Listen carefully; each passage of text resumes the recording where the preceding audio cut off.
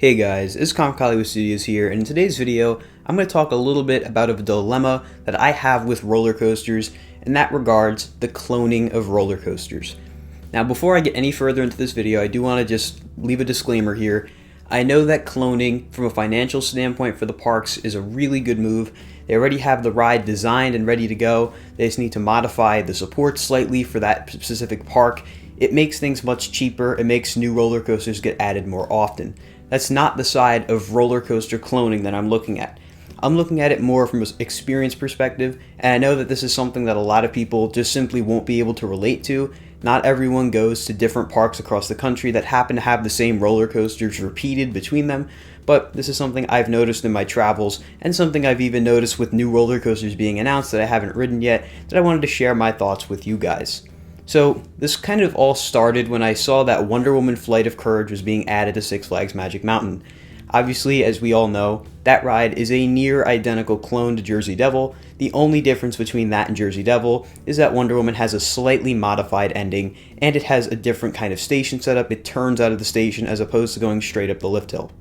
Now, of course, when I first saw Wonder Woman get announced, I was a little underwhelmed, and that was simply because of the fact that going in, I knew I've already ridden this ride. I've ridden Jersey Devil hundreds of times already, and to see it just be copied and pasted to another park, that kind of ruined a lot of the excitement for me with regards to a new roller coaster. Whenever I get out to Six Flags Magic Mountain, sure, I'm sure Wonder Woman's going to be a great ride, but it's not a ride I'm particularly excited for there because I've already ridden it. And the same can be said about pretty much every cloned roller coaster out there. The Batman the Ride clones, the Superman Ultimate Flight clones, the Joker clones, there's a ton of cloned roller coasters out there. And in this video, I want to discuss the psychological problem with adding cloned roller coasters. Like I said, from a financial standpoint, it's incredibly smart to clone roller coasters. However, from an experience standpoint, and this only affects a minority of visitors, it can kind of degrade the visit just a little bit. You look at some parks that have tons of roller coasters, they have a really great collection. Let's take Great Adventure, for example, right? El Toro is a completely unique original roller coaster. There are a couple rides that are similar, like Colossus and T-Express, but they have their differences compared to El Toro. King Ka is very similar to Top Thrill Dragster. You could almost say they're clones of each other. However, both rides have complete different restraint setups, different ride experiences, different themes, and now Top Thrill Dragster isn't even going to be the same after this year. So I would say they're different enough from each other where they don't feel like clones. Nitro, while it is, again, very similar to the other B&M Hyper coasters, it still doesn't feel like a clone at all. It has its own unique layout, and it's a really fun ride. Now we get to Jersey Devil.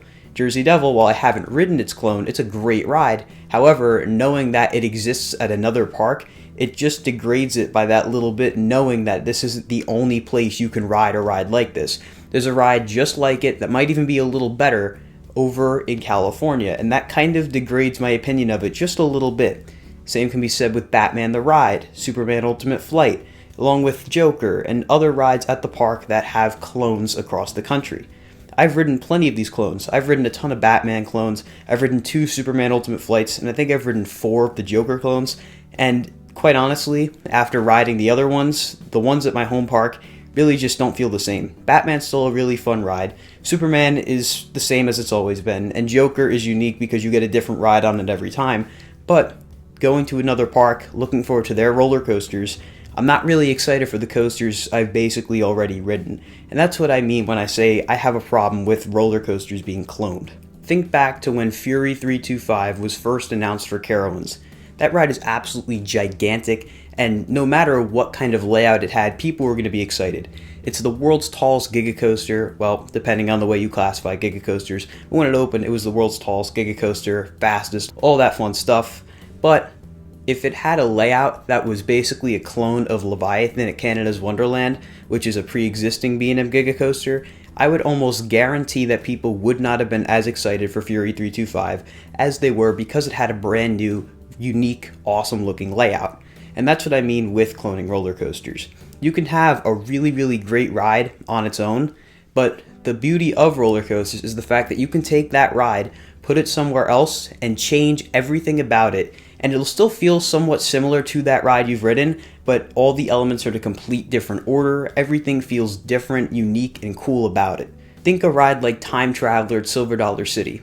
That is a Mach Extreme spinning coaster, and there's only one other coaster like it, and that's Ride to Happiness, which just opened at Plopsaland Upon over in Belgium. And that ride looks ridiculous. Time Traveler, I can say from experience, is ridiculous. It's a really, really fun ride.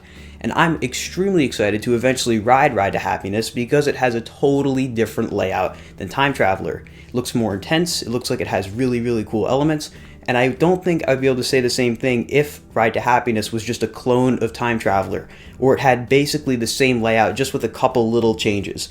For me, that doesn't excite me as much. I feel like if I've ridden one, I've pretty much ridden them all. That's why Batman the Ride clones, they really don't excite me when I ride them at a different park.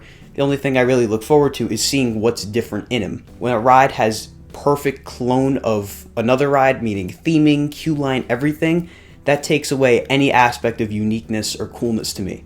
Literally, when I go to like Six Flags Over Texas or Six Flags St. Louis, and I go to ride their Batman the Ride, the thing I am looking for the most is things that are different from the ones I've already ridden. So that's why I do still enjoy them, because I get to see the different queue lines, the different station setups, all of that. It's cool to see how they interpreted and implemented that ride into their park.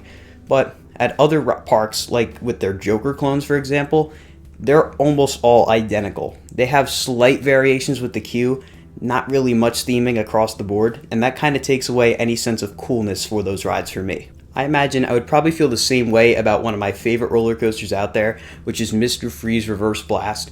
If I lived, say, in Dallas-Fort Worth and I had Mr. Freeze at Six Flags Over Texas right down the street from me and I rode it all the time, if I was going to Six Flags St. Louis, quite frankly, I would not be as excited for that park as I would have been otherwise.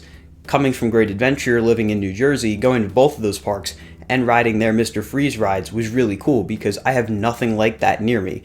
Both of those rides are incredibly unique compared to other coasters I've ridden. However, if I was placed over there and that was just a clone of the one I already had, I guarantee that going to Six Flags St. Louis, it wouldn't be as fun because I already ride Mr. Freeze all the time at Six Flags Over Texas.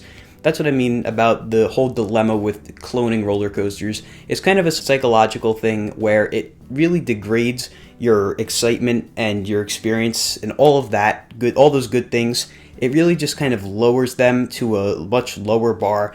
And that's why, quite frankly, I think it'd be really cool to see parks stop cloning roller coasters.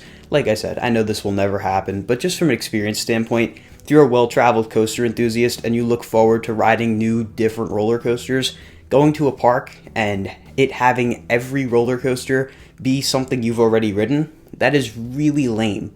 Really, really lame. But that's going to do it for my thoughts on why I dislike the idea of cloning roller coasters. If you guys feel the same way about this as I do, let me know down in the comments. If you guys enjoyed this video, be sure to like and subscribe, and I'll see you all in the next video. Goodbye, guys.